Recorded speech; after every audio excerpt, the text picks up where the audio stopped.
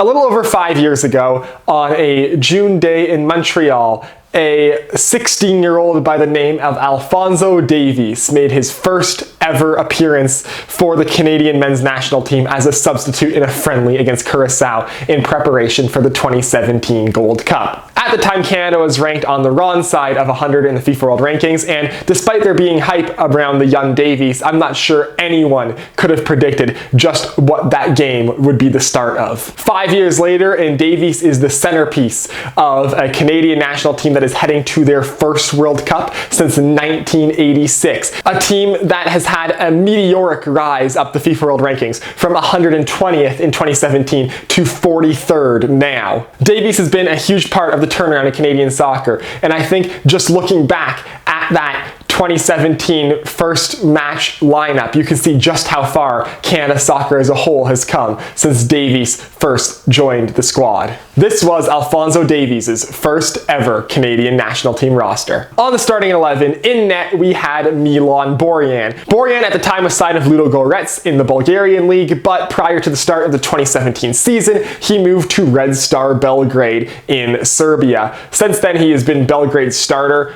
since 2017, racking up 240 appearances for the club. And in addition, he now currently sits 9th in the all-time caps list for Canada and is the first ranked goalie for appearances for the Canadian national team. Fraser Aird had just been released by Falkirk in the Scottish Championship in the summer of 2017. For the next 3 years, he bounced around the Scottish Championship before signing with Valor in the CPL in 2020. In 2021, he signed with the Eddies of FC Edmonton, and in 2022, he signed with Cavalry FC, spending his last 3 years in the Canadian Premier League. Aird's last Canada cap came in 2017. Dejan Jakovic was with the New York Cosmos in the NASL, but with that league folding and with MLS expanding, in 2018 he was able to rise up to Major League Soccer with LAFC. He spent 3 years with LAFC from 2018 to 2020 before signing with Forge FC for the 2021 CPL season. An early injury in that CPL campaign sidelined him for the remainder of the season, and following the 2021 CPL season, he left Forge and left the fully professional game, signing in 2022 with the Serbian White Eagles in the unsanctioned Canadian Soccer League. Jakovic's last Canadian cap came in 2018. Manraker James was a very commonly thrown around name in that time for Canadian soccer. He was with Vasas in the Hungarian First Division in 2017 before going to FC Midland in, I pronounced that wrong 100%, but I don't know, going to the Danish First Division in 2018. However, he struggled to find minutes there. He had several loan spells between 2018 and 2021 to the Danish Second Division and the Greek Super League before signing with Vejle in 2021, again in the Danish First Division, and he had a bit more playtime there. He was loaned to Ukrainian First Division team Kronomets Odessa on February 27th, 2022. Unfortunately, literally within a week of his arrival in Ukraine, the Russian invasion of Ukraine started, canceling the remainder of the 2021-2022 Ukrainian season, so he did not play a single minute to finish off the 2021-2022 campaign. Although he did make his transfer to the Ukrainian First Division permanent, signing with Kronomets Odessa permanently for the start of the 2022 season. His last Canadian cap came in the January 2020 friendlies against Barbados and Iceland. Marcel Dion was with the Vancouver Whitecaps back in 2017 and played with them until the end of the 2018 season. For the 2019 season, he signed with Pacific FC for the inaugural CPL season, although had a major injury very early on in that campaign. He returned from injury to play 7 games in the Island Games in Charlotte. However, he retired from professional football at the end of the 2020 season. His last Canadian cap came in 2018. Samuel Piet was with Izarra in the Spanish third tier in 2017. However, in August of 2017, he signed with the Montreal Impact in Major League Soccer, now CF Montreal. He has been a crucial part of their midfield ever since, being a regular starter for CF Montreal since that 2017 campaign up until today, and has been a key contributor to the Canadian national team consistently as well. Will Johnson was with Orlando City Soccer Club, where he played until the end of the 2019 season. When his contract in Major League Soccer with Orlando expired, he became a financial advisor, retiring from professional football. However, in 2021, he became a player mentor for the NPSL's Central Florida Panthers, where he still plays football today. His last Canada cap came in 2019. Raheem Edwards was with Toronto FC, having just started his MLS career. However, since then, he's become a bit of an MLS journeyman. He was picked in the 2018 MLS expansion draft by LAFC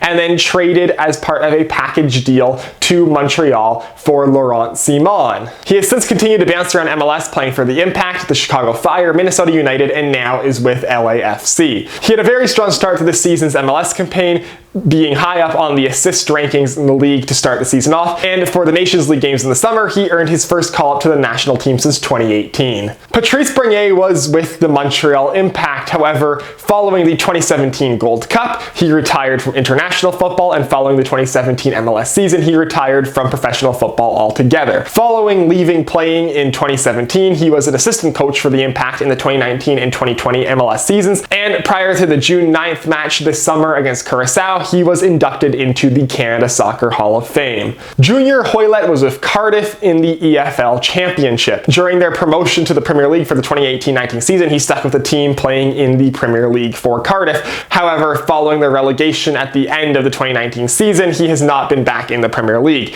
For the beginning of the 21-22 season, he signed with Reading, again in the Championship, and he continues to stay there to this day. He is currently sitting in 10th place in the all-time goals list for Canada. And rounding out the starting 11 was Kyle Larin. Larin at the time was with Orlando City Soccer Club in Major League Soccer. However, in January of 2018, he signed with Besiktas in Turkey. In his first 2 seasons in Turkey with Besiktas, he struggled to find minutes, and for the 2019-2020 season, he was loaned to Zlutborgan in the Belgian First Division. Following his loan stint, he returned to Turkey for the 2020-2021 season, and he took off with Besiktas, becoming a consistent scoring threat, and he was a major contributor in them winning the Turkish League and Cup double.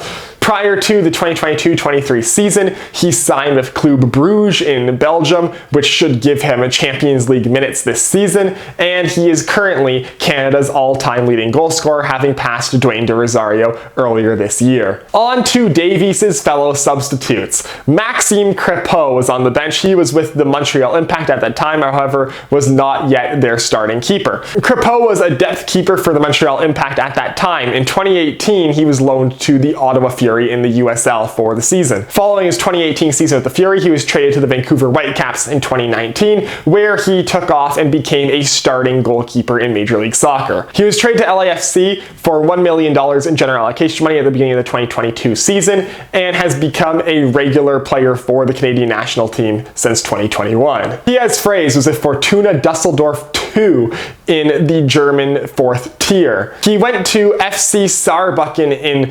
2019-2020 and helped them win promotion to the German 3rd tier. Since then, he has bounced around the German 3 Liga, playing with TSV Havelse and Wihan Wiesbaden. He did not play for Canada in 2017 despite having call-ups. His last Canadian appearance came in 2016. Russell Teibert is Mr. Vancouver Whitecaps. He is their longest serving player, having played there his entire career and even playing with the Whitecaps prior to their move to Major League Soccer. Teibert's last Canada cap came in 2020, and he has been just outside the national team since, but always in the conversation. Marcus Haber was with Dundee in the Scottish Premiership back in 2017. However, he went to Falkirk on loan for the 2018-19 seasons. Following the formation of the CPL, he joined Pacific for the inaugural 2019 season and spent the 2020 season with Cavalry. For the 2021 campaign, he joined Viksha in the Cambodian Premier League, scoring 17 goals in 17 games in Cambodia, and now he currently plays for Prikine Rach Swavang in Cambodia. This 2017 window Trudeau was his last ever call-up to the Canadian national team, and he did not play, having his last cap come in 2016. Jonathan Osorio, Mr. Toronto FC, TFC's all-time appearance leader who has played for Toronto his entire career. Osorio is a regular starter for Team Canada, having made 55 appearances and 7 goals for the national team, including 21 appearances since the start of the World Cup qualification campaign in 2021. Mark Anthony Kaye, at the time of the 2017 window, was with Louisville City FC in the USL. For the 2018 season, he signed with LAFC, and Bob Bradley took this young player and turned him into a star midfielder in Major League Soccer. He was traded to the Colorado Rapids in 2021 for $1 million in general allocation money, and then in 2022, this season, was again traded, this time for a bit more allocation money, as well as Ralph Priso sending him to Toronto FC. This 2017 game in Curacao was his first appearance for Canada, as well as Davies's, and Mark Anthony Kaye has been a regular starter for Canada since 2019. Adam Straith was with FC Edmonton in the NASL back in 2017. You notice a theme, there was a lot of NASL/USL guys able to get into Team Canada back then. He joined Sport Frunen Lotte in the German 3rd Division in 2017-18, and then moved to Hansa Rostock for the 2019-20 season. He was with them again for 2020-2021, however, he did not make an appearance that year, and since then has disappeared from professional football. His last Canada cap came in 2017, ending a Canadian career of 43 matches. Anthony Jackson-Hamel was a striker with the Montreal Impact back in 2017. He played with the Impact until 2020, when his last contract with the team ran out. There, he decided to end his playing career at the age of 27. According to LinkedIn, he has since become a business executive with a company called Triple One, but for his football career, back with the Canadian national team, he scored the winning goal in that match against Curacao Stade Saputo back in 2017. Juan Cordova was at the time, and still is, with Huachipato in the Chilean 1st Division. He only ever made 2 appearances for the Canadian national team, both coming in friendlies, both in 2017. Andres Fersenga is a 2017 last showcasing of what used to be a pretty common occurrence for Canada soccer. He was with Cerro Largo in the Uruguayan 2nd Division at the time, before being loaned to Suachipiques